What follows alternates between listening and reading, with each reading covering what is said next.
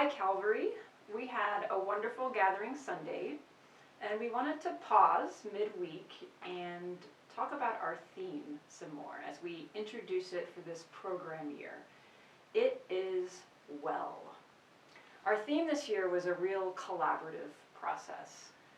You remember back in Lent, we did a series of listening conversations, discernment, and we heard from many voices in the church. And some of the themes that kept coming up for us were around wellness, both individual wellness, but also our collective wellness as a church, and just the sense that the world yearns to be well. So we took the kernels of those threads and thoughts, and we formed a focus group with some congregation members who all connect with Calvary in different ways. So that group included Barb Carter, Craig Brown, Emily Kreil, Angelique Watts, and Brenda Goodman. And we heard from them just about these thoughts of wellness. And so Pastors Alice, Morgan, and I met with them. Then we did some of our own thinking. And we came up with this theme, It Is Well. We ran it by council and some others, and it seems to really resonate. Mm-hmm. And for us spiritually, what's grounded us is that we're rooting it in one of Jesus's greatest teachings, the greatest commandment. You know, he's asked, what's the most important thing? And he said, to love the Lord your God with your heart, mind, body, and soul, and to love your neighbor as yourself. So with that spiritual grounding of Jesus saying, you know, we're whole beings with these four aspects of ourselves, but also it's not just about us, it's about our neighbor. We took that verse, and then we thought of the beloved hymn, It Is Well, with my soul. We're expanding that beyond just the soul to also be It Is Well with my heart, with my mind, with my body. But you may not know that the background of that hymn is that the author wrote it during a really hard and trying time in his life, during a time of great tragedy and loss. Mm-hmm. So it's not the sense that it is well is like a trite phrase, like everything is just great. It's a sense of deep peace and wellness that comes even when life is really hard. So those are sort of the grounding texts and passages for our theme. We also come with the knowledge that life can be a lot. And we hear this all the time from our congregants, our parishioners, and in our own lives. Just thinking about all of the different things that we cope with, deal with throughout our life. You know, we have busy schedules, and we have priorities that tend to compete with one another. Every day, it seems, we have distressing global issues that our world is facing, and just the overwhelming feeling of it all. We also have our own personal grief, our own family transitions that we experience in our own little worlds that no one else may know about, but we carry those as well. A lot of us do have changes in our health due to illness or aging, and all of the complexities around that and how it changes your life and what you're able to do is something that we've witnessed here. A lot of us have isolation and loneliness. It was exacerbated during COVID-19, but many of us who maybe live alone, just don't know that many people, or are widowed, experience a lot of isolation and loneliness. And we also, as much as we enjoy our technology, we have a lot of stimulation from it. I am addicted to Instagram, and I know this about myself, but we kind of live in this world where we just crave this instant dopamine hit. Ding, yeah, ding. And it's, you know, those alerts and text messages, and it just doesn't create us to be very well beings. And so as much as we love the convenience of our technology and what it can bring for us, it also diminishes our health in some way. And we have demands at work that we have to tend to. We have financial worries, financial anxieties, and we have spiritual questions and existential wonders. You know, what is our meaning of life? Where do we go when we die? Do we still have connection with our loved ones who have passed on? All these very normal questions that arise in our lives with our doubt and faith. And so, yeah, life is a lot, and you're probably feeling very depressed right now. But given these realities, it can be easy to want to normalize this kind of heavy load that we experience.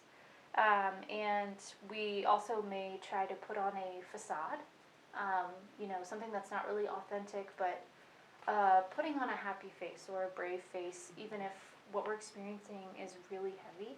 And so it's tempting to isolate wellness into different categories. So a lot of us probably think of physical wellness as being well, going to the gym enough, or having enough movement in our body, or maybe some even diet culture that isn't that great for us anyway. Or we can tend to isolate it into spiritual wellness. Am I going to church regularly? Am I praying often? Or we may isolate into just mental wellness. Am I in therapy? Yes or no? Am I doing enough to keep my brain active? And we also tend to isolate wellness into emotional wellness, which can also be going to therapy, managing our emotions. The overall point of all of this is that Jesus tells us to look at it from a more holistic perspective. Wellness is not just about one of those things. Wellness is about all of those things. And the journey towards wellness is a continuum. It is cyclical and it's not linear. So a phrase that I often say to myself is healing is not linear, which is very similar in that it's a journey of becoming well. And there will be setbacks and there will be distractions. But it's not what often our physical wellness culture tells us, where if you make a mistake, then you're doomed, and it's not so much a journey as accomplishing goals. But that's not really what wellness is. Wellness is about a journey. And so in the fall, we will have a long fall season this year. We are proclaiming it is well with this holistic approach. And so we will think about wellness within each of our individual lives with heart, mind, body, and soul. And so our foundation is threefold. One that Jesus is teaching is you shall love the Lord your God with all your heart, your soul, your strength, and your mind. We will also go off the hymn of It Is Well With My Soul that Ann talked about a little bit earlier. And we will have resources for you and wellness assessments for your heart, mind, body, and soul that you can go into. And then, moving into Advent, we are using a resource that we found from A Sanctified Art. And their theme for Advent that we are jumping into with them is How Does a Weary World Rejoice? You might recognize that line from a beloved Christmas carol. Mm-hmm. But each Sunday in Advent, we're going to be following Luke's Gospel of the Christmas story. And the idea is that, yes, the world is weary, but each week we're going to be focusing on the word we. The way they have the lectionary structured is that it's a communal coming together in the weariness of the world, and that we find joy. And again, it's not that trite kind of happiness that Alice was talking about, just putting on a happy face, but true, deep, and abiding joy. How does the Christmas story bring that to us? So through this resource that A Sanctified Art has put together, it's going to be really wonderful. We have so many artistic images and poems and things to go along with that, so we're very much looking forward to Advent. And then as we move into the Epiphany season in January and the first half of February, our sub-theme is the well-being of Jesus. We're going to read some of the stories where Jesus heals folks. Also, we're going to look at how Jesus himself cared for his own well-being.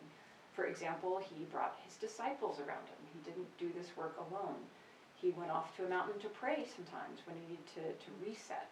So we'll be looking at some of Jesus' practices of wellness, because if they're good enough for Jesus, they're probably good for us too.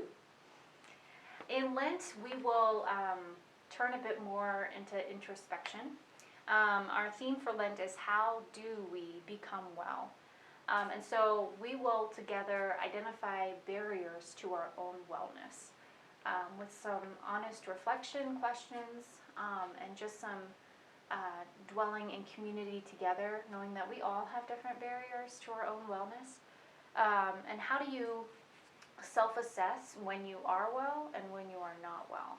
I think that is a big barrier for many of us, just simply knowing that we are in a season of not being well. And so this is vulnerable work. It wouldn't be Lent without vulnerability, but it is essential work in understanding the challenges we have to being made well and staying well. And then in Eastertide, our sub-theme is the world made well, ... This is really the idea of the kingdom of God coming to earth as it is in heaven. It's a season of dreaming together about what the world can be in terms of systemic and societal justice and hope. We'll be looking at the second half of the greatest commandment, to love our neighbor as ourselves. So we've done all this work this year up to this point about ourselves and our own internal integrity of wholeness and self, and now we're going to turn that out to the world and say, how do we share this? How do we make a difference? And we're going to explore how hard that is, right? It takes cultivating trust, finding belonging, also acknowledging and accepting change, lamenting systemic and societal injustice. And two of the quotes that will anchor us in this season, one is from Julian of Norwich: all shall be well, and all shall be well, and all manner of things shall be well.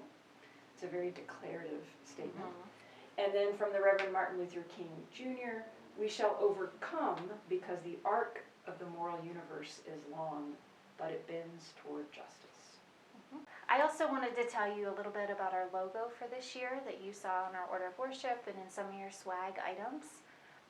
You will notice that it has the image of a person sitting cross-legged.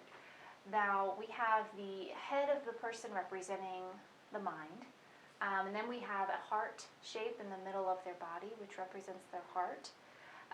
The crossed legs represent the body, and sort of supporting them as a foundation of their being. And then it has these very yoga-esque looking kind of arms that represent the soul. That represents spiritual well-being. And behind the image of a person is a rainbow starburst, which represents God's Spirit radiating through us, so our own individual wellness, and connecting us with the world around us, which is our communal wellness, and being part of a community. And so you may notice throughout the year some of the colors may change, but the shape will be steadfast, and it just represents that holistic approach towards wellness, that it involves many different factors and pieces, and that God is often the one unifying us in all of them. And a few other things you can look forward to with this theme is that we are going to be providing all of us with some assessments. So we hand it out on Gathering Sunday, and then we have linked on our website as well, kind of a general overview assessment of a bunch of different areas of wellness: heart, mind, body, soul, including some other things like mindfulness and financial wellness. And they're just simple survey type questions. Nobody's going to see them except you, but it's just kind of to take the temperature of where you are in these different areas. And each page, will ask you the question of, is there something on this page in this particular area that you want to do some more work on, or maybe more reflection? And so these are meant as tools and guides for you. And then as we move through the fall season, we hope to also provide some more specific assessments around the areas of emotional well-being, mental well-being, physical well-being, and spiritual well-being. And with that, after you've kind of assessed where you are, we don't want to leave you hanging without resources. So we're putting together a resource guide that's not going to be comprehensive of everything, but just different things in these main 4 areas that might be helpful to you: podcasts or books or articles or practices, breathing or prayer practices, different things like that that might be helpful, so that if you pick a certain area that you want to grow in, you have some tools to turn to. Additionally, as you saw last week, if you were here or will see in coming weeks, we have a feelings wheel that is in the narthex, and every Sunday that you come in, there's a different color sticker, and so we're going to kind of track where we are emotionally as a congregation over the course of this fall series. So we simply ask that you take the sticker every Sunday and put it on one of the emotions, whatever you're feeling. You also have the little mini version of the feelings wheel that we gave out at Gathering Sunday, and we'll have extras of those for you to pick up in subsequent weeks. And again, that'll be on the website. But this is just a way for you to check in with yourself, but then for us to have a visual as a community to say, wow, where are we this week? How are we feeling? And we as pastors envision actually looking at this tool even before we walk into worship to help inform us with like our prayer time. You know, if everybody's feeling really great one day or everybody's feeling really down or angry or grieving, like that helps us know where you all are so we can meet you in that place for worship. We are also going to have something called Pastors and Parishioners Pondering. You'll remember we did Pastors Pondering for a little bit where you got to hear Pastors Morgan Ellis and I talk about different things.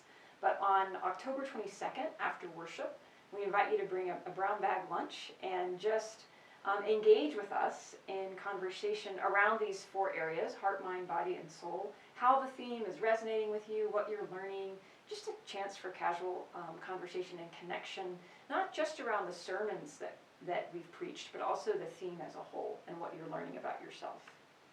So lots to look forward to. And I just want to conclude with this great quote by St. Irenaeus. This is a 2nd century theologian who said the essence of Christianity is the glory of God is a human being fully alive. That's what we want to experience is thriving, as a sense of fully aliveness within each one of us and within our church community. So we are looking forward to engaging this theme with you throughout the upcoming year, Calvary, and we hope that we'll be proclaiming together, it is well.